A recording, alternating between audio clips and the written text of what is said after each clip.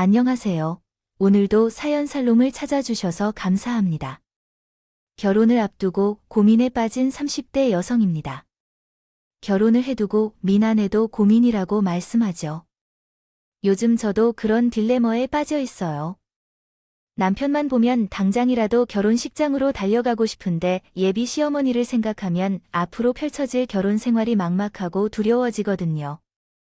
철없던 시절에는 사랑의 힘으로 모든 걸 극복할 수 있을 거라고 생각했었는데, 하지만 30이 넘은 지금에 와서는 결혼을 현실적으로 바라볼 수밖에 없네요. 그렇기 때문에 신경 쓰이는 것이 한두 가지가 아니에요. 심지어 예비시댁에서 우리 엄마 학력 때문에 깊은 고민이 들었었거든요. 사실 미칠 지경이었어요. 저는 이남 일녀 중 둘째예요. 그냥 둘째는 아니고 마지막으로 태어난 딸이에요. 우리 엄마가 마음이 흔들리기 시작한 나이에 저를 낳으셨거든요. 그래서 맏형과는 20살 차이가 나고 막내와는 17살 차이가 나요. 연령 차이가 많아서 맏형과 나가면 모두들 제가 맏형의 딸로 오해해요. 어쩌면 솔직히 싫어하지 않았어요. 정고, 키 크고 잘생긴 형이요. 자랑스러웠기 때문에 진짜 친한 친구 한두 명만으로는 아니라 다들 큰 오빠가 제 아빠인 줄 알아요. 제 아빠는 저가 3살이 되던 무렵 사고로 세상을 떠나셨어요. 그래서 저는 아빠 정을 받지 못한 채 자랐는데 큰 오빠가 그 자리를 대신 채워주었어요. 작은 오빠도 큰 오빠 못지않게 저를 챙겨주었고요. 오빠들이 부모님을 대신하여 제 똥개도 갈아주고 씻기고 재우는 것까지 맡아 했어요. 오빠 둘이서 저를 키웠던 것이라 할지라도 과언이 아닐 정도였어요. 부모님의 역할을 대신하여 제 육아를 맡아준 이유는 우리 부모님이 길거리에서 노점을 한 뒤 오랜 시간 동안 만두집을 운영하셨기 때문입니다. 부모님께서는 만두피부터 만두속까지 직접 만들어야 해서 집안일에 전념할 여유가 없었어요. 부지런한 부모님 덕분에 먹고 살기에는 문제가 없었지만 그래도 부모님의 손길이 필요한 나이에 떨어져 지내야 했기 때문에 아쉬웠어요. 더구나 아빠가 돌아가신 후에는 엄마가 혼자 가게를 도맡아 하셔서 더 이상 얼굴을 많이 볼 수 없게 되었어요. 저희 엄마는 정말 열심히 일하셨던 것 같아요. 친정이 가난해서 중학교를 졸업한 후에는 공장에 취직하여 일을 했고, 공장 근처 만두집에서 일하던 아빠를 만나 결혼한 후에도 다양한 일을 하며 자식들을 키워나가셨어요. 제가 대학에 입학하기 전 온 가족이 처음으로 해외여행을 떠난 적이 있었어요. 신혼여행을 다녀온 경험이 있는 오빠들을 제외하고 엄마와 나는 처음으로 해외여행을 가는 것이라서 엄청나게 신이 났었죠. 그러나 설레는 마음은 잠시 후 엉망이 되었어요. 면세점에서 쇼핑을 하려고 기대하며 있던 저는 빨리 면세 지역으로 들어가기 위해 엄마를 따라 자동 출입국 심사대로 향했어요. 여권을 스캔하고 지문 인식을 마친 후 금방 면세구역으로 나갔는데 옆줄에 있던 엄마가 나오지 않았어요. 그때 한 무리의 아줌마들이 자동 출입국 심사대를 빠져나오면서 그러더라고요. 내 옆에 있던 아줌마가 보더라고요. 그녀는 지문이 다 달아서 지문 인식이 안 된대요. 글쎄, 얼마나 많은 일을 했으면 지문이 다 달았는지 모르겠어요. 10손가락을 모두 찍었는데도 지문이 하나도 없더라고요. 세상의 자식들은 뭐하고 측은 말을 그렇게 고생을 시켰대요. 그 순간 망치로 머리를 맞은 듯한 충격이 왔어요. 아줌마들이 이야기하는 사람이 바로 우리 엄마라는 걸 알 수 있었으니까요. 이미 면세 구역으로 빠져나온 나는 다시 되돌아갈 수 없어 자동문 앞에서 발만 동동 구르며 있었어요. 기다릴 수밖에 없었어요. 그렇게 몇십 분이 지난 뒤 엄마가 문 밖으로 나왔어요. 귀까지 빨갛게 달아올라서 안전요원한테 몇 번이나 고개를 숙여 고맙다는 인사를 하셨어요. 그런 엄마를 보자 눈물이 왈칵 쏟아져서 엄마를 끌어안고 펑펑 울었어요. 그 와중에도 엄마는 자식들의 걱정을 하셨어요. 네, 오빠들이랑 올케들한테는 비밀로 해야지. 괜히 애들 마음에 상처 입힐까봐. 엄마 미안해, 그런 소리 할 거 없어. 내 나이에 엄마들 중에 짐은 없는 사람이 한둘이겠니. 내 새끼들 고생하면서 먹이면서 입힐 수만 있다면 그 까치문에 무슨 대수야. 울지 마. 좋은 날을 긴 왜 울어. 엄마가 애써 담담한 척을 하려고 했지만 눈가도 붉게 물들어 있었어요. 뒤늦게 면세구역에서 만난 오빠들이랑 올케들한테는 그날 일에 대해 아무 말도 하지 않았어요. 그때부터일 것 같아요. 엄마에 대한 애틋한 마음이 생겼거든요. 세상의 부모들은 자기 자식을 위해 희생을 하며 살아가겠지만 그걸 당연하게 받아들여서는 안 된다는 것도 깨달았죠. 그래서 대학에 들어가자마자 첫 아르바이트비로 엄마에게 화장품과 핸드크림을 선물했어요. 엄마의 얼굴에 있는 진한 주름이 마치 제 잘못인 것만 같아서 미안했거든요.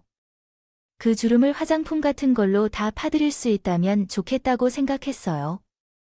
수는 없겠지만 그렇게라도 사죄하고 싶었어요.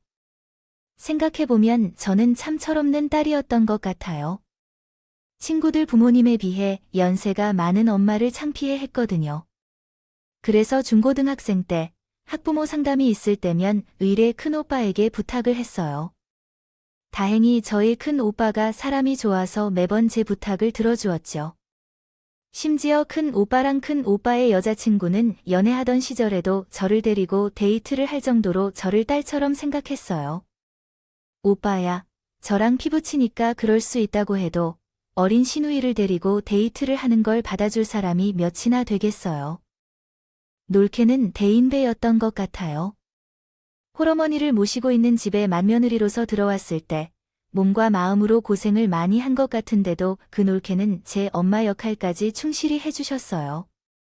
2차 성징 후에 신체 변화로 속옷을 살 필요가 있을 때도 놀케가 직접 저를 데리고 속옷 가게에 가서 제게 맞는 사이즈로 속옷을 골라주었고 처음 생리를 시작했을 때도 직접 생리용품을 사는 방법을 알려주었어요. 그래서 그런지 우리 집은 다른 집들과는 다르게 올케와 시누이 사이가 꽤 돈독한 편입니다. 올케와 시누이 간의 갈등은 다른 집들의 얘기일 뿐이에요. 나이 차이가 많이 나다 보니요. 애초에 싸움 자체가 안 되거든요. 심지어 큰 올케는 우리 엄마보다 더 저한테 잔소리를 많이 해요. 아가씨, 적금 안 들었지? 월급 받는 대로 다 쓰지 말고 돈을 모으라고 했잖아. 젊을 때 벌어놔야지. 나중에 후회 안 한다고 세상에 이게 뭐야? 얼굴에 웬 잡티가 이렇게 많아, 아가씨? 밖에 나갈 땐 선크림을 바르라고 했지. 젊을 땐 몰라도 40, 50대박 팍삭 늙는다니까. 언니, 그 어린애 아니에요. 언제까지 잔소리 할 거예요, 아가씨? 다른 사람들한테는 몰라도 내 눈에는 아가씨가 여전히 코 올리기 어린애로 보이니까 반항할 생각 말고 선크림이나 발라. 그런데 이상하죠. 30이 넘은 시누이를 딸처럼 생각하는 큰올케가 싫지 않다고 말했어요. 그 놀케의 잔소리에 제게 대한 애정이 묻어 있어서 그런 것 같아요. 사실 결혼을 서두르게 된 것도 큰올케의 한마디 때문이었어요. 아가씨, 어머님 연세도 있으신데 슬슬 결혼 생각해야 되지 않을까? 혼자 남을 막내딸 생각에 어머님이 고민이 많으시거든. 내가 결혼정보회사에 등록해 줄 테니까 선 좀 보자. 응, 됐어요. 난 그렇게 만난 사람이랑 결혼하기 싫다고요. 전 연애 후 결혼할 거예요. 혹시 만나는 사람 있으면 말해봐. 그런 거면 내가 밀어줄게. 사실 그때 얘랑이랑 1년 남짓 사귀다가 결혼을 전제로 만난 것도 아니고 얘랑이 저보다 2살 어려서 아직 직장 생활을 한 지도 얼마 안 된 터라 결혼은 시기상조 같았어요. 하지만 큰올케의 결혼 닥달이 날이 갈수록 심해져서 언제까지나 저 혼자 감당할 수 많은 것은 없었어요. 그래서 얘랑한테 결혼 얘기를 꺼냈더니 기다렸다는 듯이 그러더라고요. 음악이 흘러나옵니다. 예비시댁은 서울 외곽에 위치한 타운하우스였는데 전망도 좋고 2층 집 전체를 사용하는 거라서 집이 엄청 컸어요. 가구들과 인테리어 제품들이 꽤 고가인 걸로 봐서는 재력이 있는지 같았어요. 아니나 다를까 아버지가 대기업에서 보시더라도 예비 시어머니는 서울대 동문이었고 얘랑의 형제들 역시 모두 서울대 출신이었어요. 며느리들도 마찬가지였고요. 세 남자 자매 중 막내인 얘랑만 일반 대학 출신이라 집안에서는 돌연변이로 취급받았어요. 우리 집에서는 우리 막내가 골칫덩이였어요. 애가 머리는 좋은데 형제들만큼 노력을 안 해서 퇴학도 한 적이 있었죠. 그 정도쯤으로 남들이 부끄러워해서 동기들 앞에서 우리 막내 대학 얘기를 꺼내지도 못했다고 하더라고요. 지원 씨는 이대 출신이라고 하니 아버님 부모님은 어느 대학 출신이신가요? 식사를 마치고 차를 마시는 중에 예비 시어머니께서 갑자기 우리 부모님의 학력을 처음으로 물으셨어요. 물어주셨어요. 생각지도 못한 질문에 머뭇거리고 있었더니 얘랑이 대신 대답해 주었죠. 엄마, 그게 뭐가 중요해요? 우리 부모님 나이대에는 대학 안 다닌 분들이 더 많은 건 몰라요. 제가 장모님이랑 결혼할 것도 아닌데 왜 장모님의 학벌을 물으세요? 자기야, 대답할 거 없어요. 그때는 그렇게 얘랑 덕분에 잘 넘어가는가 싶었는데 그 이후로도 어머님은 은근슬쩍 제 부모님의 학벌을 물어보셨어요. 잘 빌 대답을 피하다가 안 되겠다 싶어서 솔직히 말씀드렸어요. 학벌을 속일까도 생각했지만 나중에 거짓말이 들통나면 더 피곤해질 것 같아서요.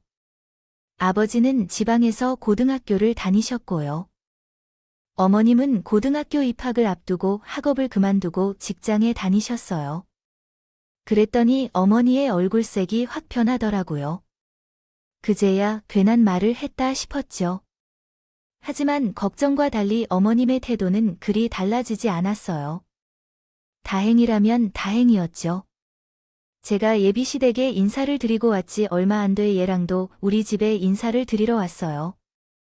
엄마를 대신해 만두집을 운영하고 있는 큰 오빠 내외는 가게를 이른 시간에 접고 아주 왔고 회사에 다니는 작은 오빠는 퇴근길에 집에 들렀대요. 집에서 살림을 하는 둘째 언니는 일찌감치 우리 집에 건너와 음식 준비를 했고요. 저랑 나이 차이가 크지 않아요.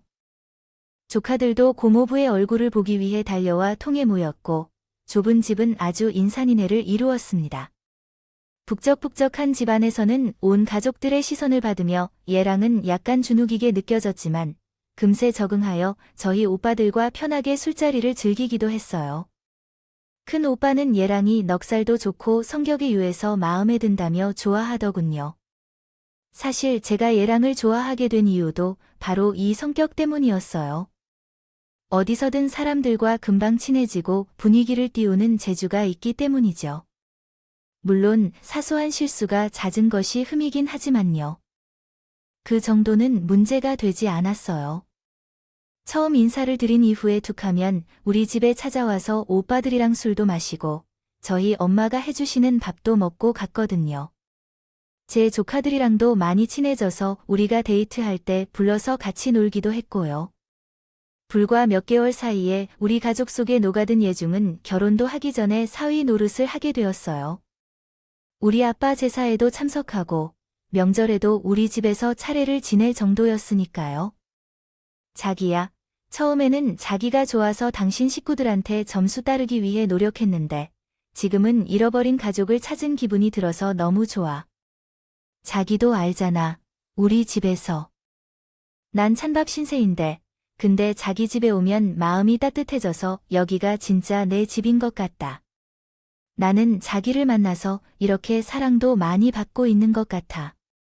얘랑이 가족 사랑에 굶주리고 있던 것 같았는데 이젠 우리 가족을 통해 그동안 못 받았던 사랑을 받는 것 같더라. 그런 얘랑이 안쓰러울 때도 있지만 한편으로는 다행스러운 것 같기도 해. 그러던 중 상견례 날이 다가왔고 서울 모처의 한정식집에서 양가 부모님과 우리 형제들이 모이게 됐어. 한눈에 보아도 예비 시댁 식구들은 인텔리한한 느낌이 강했고 우리 집 식구들은 평범한 가정의 사람들처럼 보였어.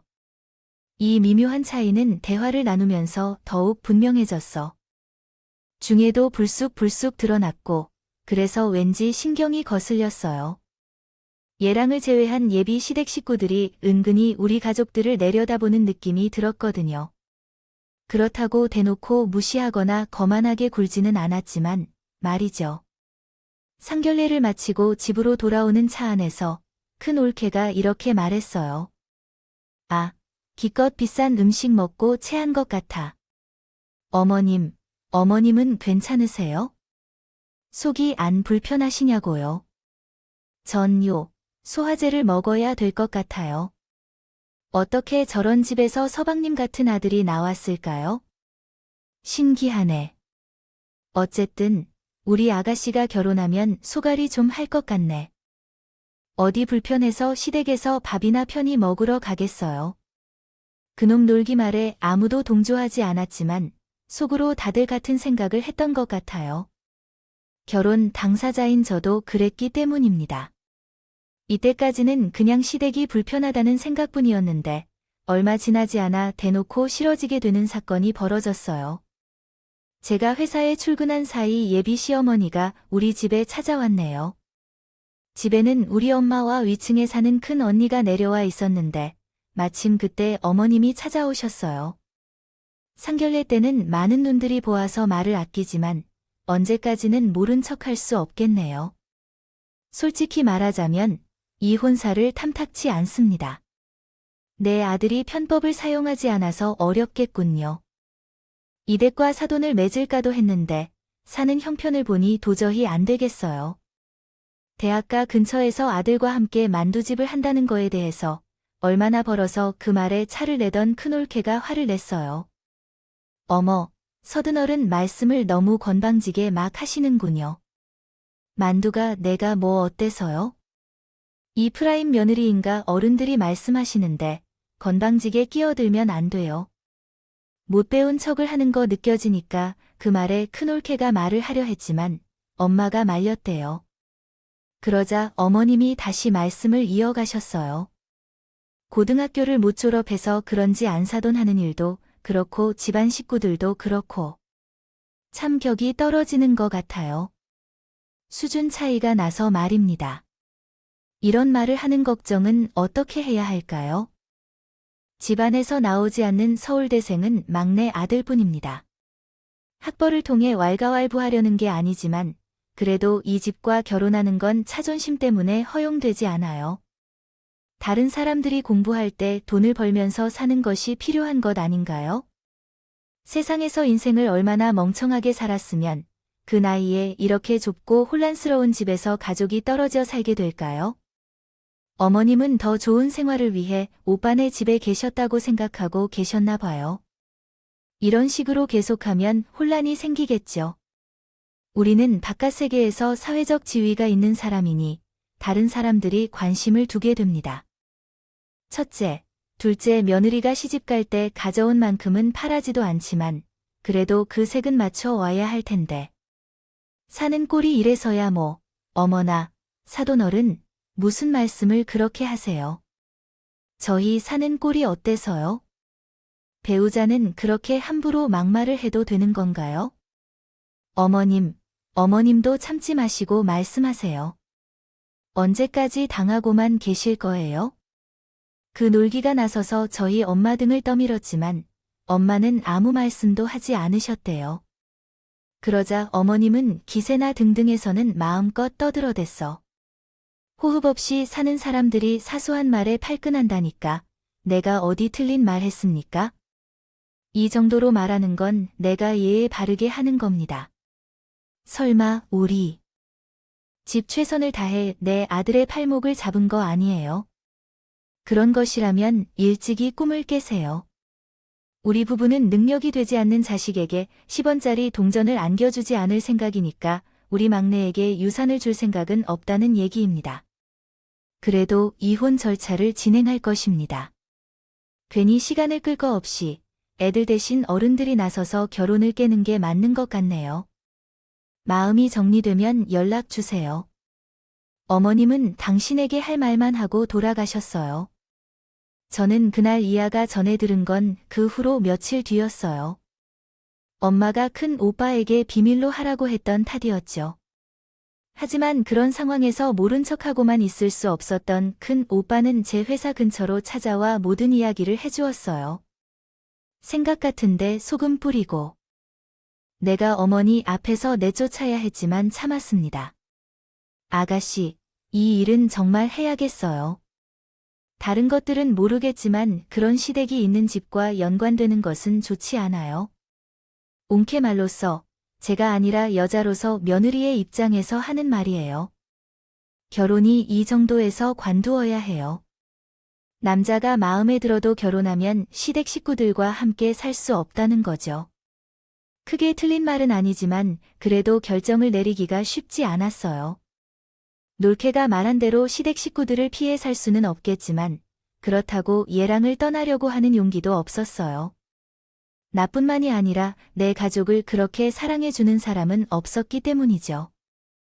얘와 외에는 없을 것 같았어요.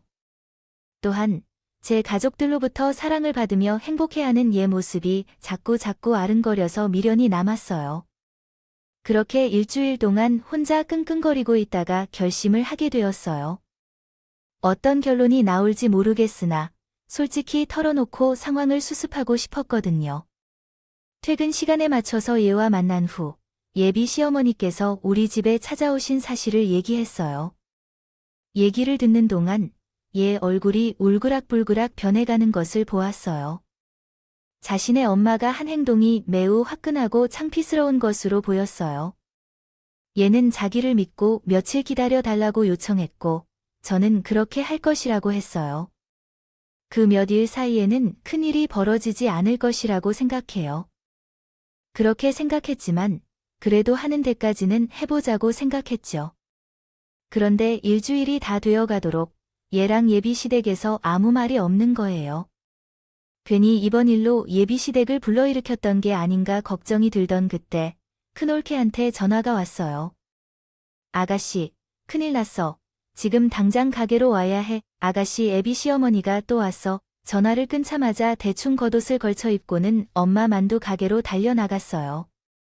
이번엔 또 무슨 짓을 벌일지 걱정돼 손가락이 벌벌 떨렸어요. 그런데 막상 가보니 제가 예상했던 것과는 전혀 다른 양상이 벌어지고 있었어요. 예비 시어머니가 우리 엄마 앞에 앉아 있더라고요. 고개를 푹 숙인 채 눈물을 뚝뚝 흘리고 있었는데 저희 엄마 옆에는 언제 왔는지 얘랑에 앉아 있었습니다. 뒤늦게 저를 발견한 큰 올케는 다가와 툭 치며 말했어요. 아가씨, 남편감 하나는 제대로 골랐다. 나에게로는 찬성이야. 도대체 무슨 일이 일어났던 건지, 아니, 벙벙하던 그때 엄마가 조용히 말씀을 하셨어요. 안사돈, 우리는 무슨 일이 있어도 이 결혼 진행할 겁니다. 내 딸 문제가 많은 게 아니라니 사부인 아들 형진이 이제 제 아들 같아서 못 보겠어요. 우리 집에 왔을 때부터 장모님이 아니라 어머니라고 부르길래 그저 넉살 좋은 아이인 줄 알았는데 자랐던 얘기를 들으니 그 이유를 알겠더군요. 10손가락 깨물어 안 아픈 손가락이 없으신다는데 형진이에게 왜 그러셨습니까? 그 까떼하기 뭐라고 자식의 가슴에 못을 박았냐고요? 잘난 형제에게 치여서 부모가 간식을 못 받고 자란 형준이가 저는 그렇게 애처롭지 않을 수가 없어요. 그래서 내가 품자 생각했습니다. 사위가 자식인데 못할 게 뭐 있겠습니까? 그러니 사부인은 이제 잘난 아들만 품고 사세요. 형진이는 나랑 우리 가족을 품고 살 테니까. 그리고 그쪽 집 재산에 침 흘릴 만큼 우리 없이 살지는 않습니다. 현재 건물도 그렇고 우리가 사는 빌라도 그렇고 다 내가 벌어서 산 겁니다. 요즘 애들 말로 주님안에 건물주라던데 내가 바로 그 건물주거든요. 모르실지 몰라도 사돈댁 재산보다는 내가 가진 돈이 더 많을 줄 아세요. 겁니다. 그러니까 내 앞에 서 있는 척 그만하세요. 형진아, 내가 원한다면 당장 이거 우리 집에 들어와서 살아도 돼. 엄마가 저녁으로 집 너 좋아하는 반찬을 만들어 줄 테니까. 집밥 두둑이 먹고 회사 다니고 엄마는 내 새끼가 굶고 다니는 건 절대로 못 보니까 자식을 있는 그대로 받아들이지 못했던 시부모님은 결국 막내 아들을 잃고 말았어요. 대신 우리 엄마는 막내 아들 하나를 더 얻게 되었죠. 내년 봄에 식을 올리기로 한 우리는 따로 신혼집을 구하지 않고 엄마를 모심으로 엄마 집에서 살기로 했어요. 얘랑이 우리 엄마가 해주는 집밥을 앞으로도 쭉 먹고 싶다고 고집을 부리고 있어요. 부모님이 그러라고 하셨으니까 그랬는데요. 솔직히 제가 뭘 더 할 수 있겠어요. 남편이 결심해줘서 제가 예정대로 결혼을 진행할 수 있게 되었고, 엄마와 함께 살 수 있게 되었어요. 이 정도면 이번 결혼 소동으로 가장 큰 혜택을 받은 건 제가 아닐까 싶네요. 지금까지 제 사연을 들어주셔서 감사합니다. 응원해주신 모든 분들도 소중한 가족과 함께 건강하고 행복하세요. 여러분, 사연에 대한 댓글로 응원과 현명한 조언 부탁드립니다. 좋아요와 구독은 저에게 큰 힘이 됩니다. 오늘도 좋은 일 가득하길 바랍니다.